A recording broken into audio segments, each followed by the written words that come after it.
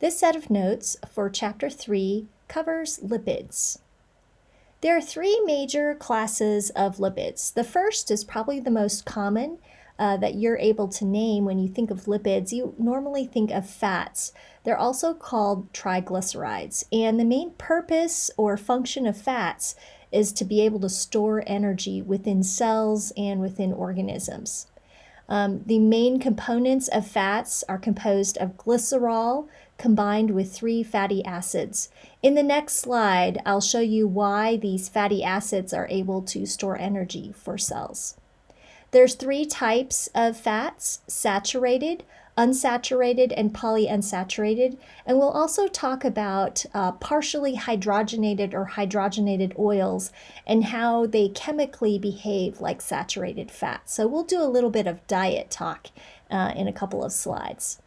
The second class of lipids are steroids, which include cholesterol and hormones, both of which are needed in our body and for proper function. The third type of lipids is phospholipids, and they're the main component that make up the lipid bilayer of cell membranes. Phospholipids look really cute. They kind of look like a clothespin. You'll see that the orientation of how it's drawn looks like a circle, which is the hydrophilic head, and these long tails, which are hanging down, are hydrocarbon tails. And because it's hydrocarbons, they repel water and they are hydrophobic. So phospholipids are a special kind of molecule that we call amphipathic because they have the ability to both attract water with the hydrophilic head and repel water at the same time with that hydrophobic tails. Okay, so the basic component of fats, or triglycerides, as I said before, is a glycerol molecule, and you can see 3 hydroxyl groups, these OH groups.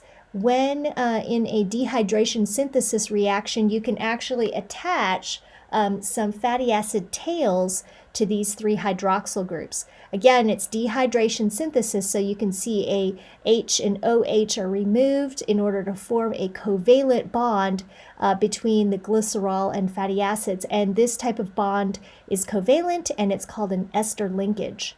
So one of the distinguishing features of these triglycerides is that it has these fatty acid tails, and you can see these long chains of lots of carbons and all of these hydrogens attached to it. So this part of the molecule, they're called hydrocarbons, and they do repel water because they're hydrophobic or they're nonpolar.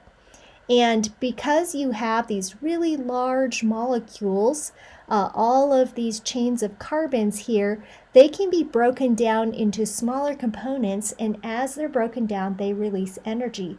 So overall, because of the large chemical structure of fats, they store a lot of chemical potential energy, and that's why it makes such a great fuel source as well, and fuel storage within cells.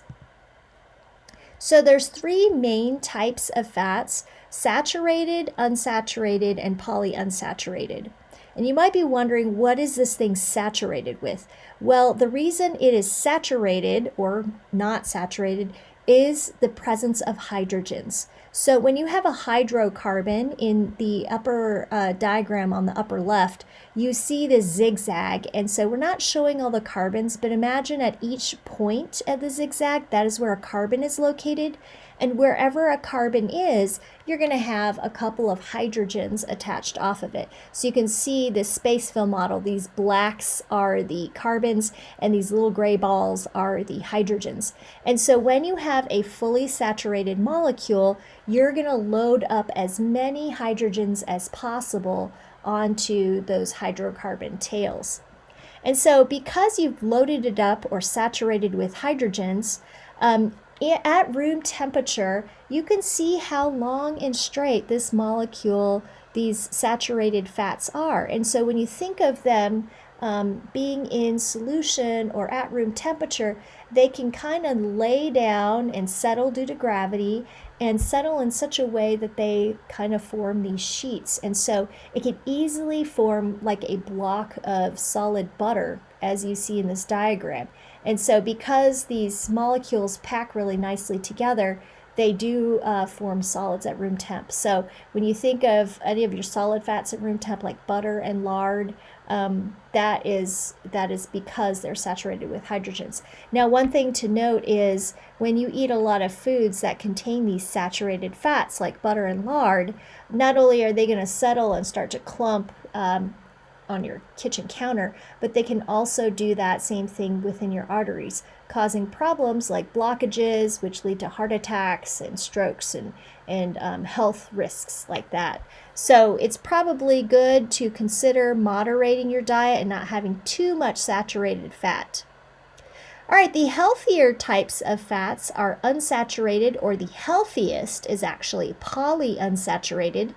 And what that means is that these hydrocarbon tails have fewer hydrogens, so they're not fully filled with hydrogens as they could be. So, for example, in an unsaturated fat, you can see the molecule, the structural formula up top here, that if you remove a hydrogen, that's going to form a double bond between two carbons.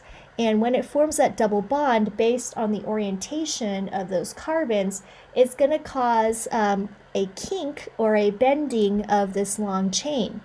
And so when you think of all of these molecules packing together, because of these kinks or the bending of the molecule, they don't pack very nice. So at room temperature, unsaturated and polyunsaturated fats are going to be liquid at room temp. So if you think of your kitchen cabinet and what's in there, corn oil, olive oil, canola oil, those are all definitely liquid at room temp, and they're not going to pack and cause blockages in your arteries as much as saturated fats. So if you're choosing a diet and you're kind of picking out what kinds of fats do I want to have, you really want to focus on those polyunsaturated fats. So I would say the most healthiest oil would be olive oil, and if you're not using olive oil, canola oil is a good option as well. I would say stay away from coconut oil, even though it seems like it's a big fad right now. That coconut oil definitely is solid at room temp, so it's not going to be as heart healthy as these liquid oils. Now, one term that's not on the slide is hydrogenated oils. And so an example of a hydrogenated oil would be in a product like peanut butter. So in peanut butter, you know, it's ground peanuts with all of the protein and goodness and the oils. And for some shoppers, people purchasing peanut butter, it's disconcerting when they open the jar of peanut butter and see a layer of oil on the top, and they think, ooh, something bad has happened to the peanut butter. So the manufacturers of peanut butter decided, well, we'll chemically change the oils available in peanut butter so that it's solid at room temp and doesn't form that oily mixture, so it doesn't freak people out when they're opening up their jars of peanut butter.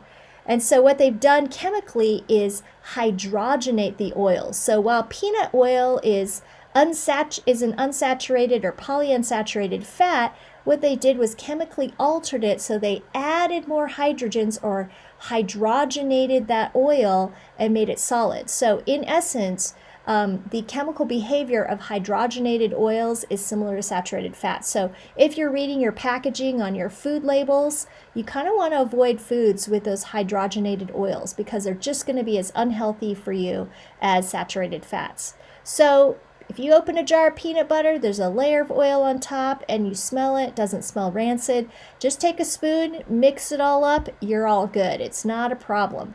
You really don't want to have the saturated fats in your peanut butter. Okay, second class of lipid is cholesterol, which is a steroid. And so this is a component found in steroid hormones like estrogen and testosterone. And cholesterol as a molecule by itself is a main component also of cell membranes, and it helps to hold cell membranes together. So while a lot of people try to have a low cholesterol diet, you do need some cholesterol in your diet because your cell membranes need it in order to build them. Okay, the other part of cell membranes, the major part, are phospholipids. And they're called phospholipids because the top part is a phosphate group and the bottom part are two lipid tails. And you can see that the top part, because of that phosphate group, means that that part of the molecule can be attracted to water. So that part of the molecule is polar or hydrophilic. But these long tails, these hydrocarbon tails, are filled with hydrogens and carbons, and they repel water, so these tails are actually hydrophobic. So that makes this molecule amphipathic.